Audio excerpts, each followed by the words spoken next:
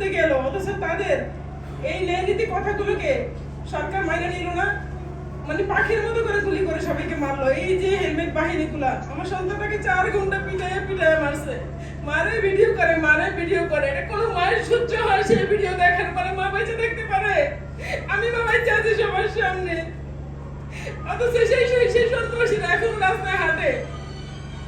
তাদেরকে কোনো গ্রুপ মানে তাদের দলে টানতেছে, না হলে নাই করলাম, আমাদের তো বাঁচতে হবে, আমার তার একটা সন্তান আছে, আমাদের তো বাঁচতে হবে। এলাকাতে আমরা থাকতে পারি না, 2-3টা বাসা পাল্টাইছি। একটা ছোট্ট দোকান ছিল, দোকানে ঢুকতে পারি না, দোকানটাকে আমাদের 2-3বার হামলা করছে।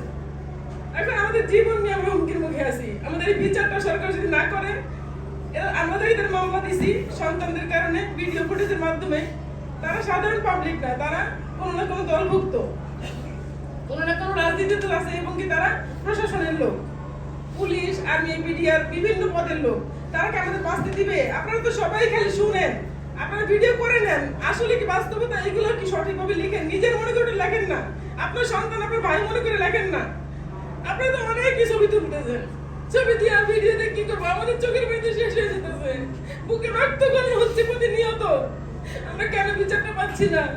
একটু ভালো করে সবাই একটু যেভাবে পারে, যেভাবে যুদ্ধের সময় কেউ লিখে, কেউ গায়া, কেউ হাতে ধরে, কেউ আছে দৌড়াইয়া, কেউ সহযোগিতা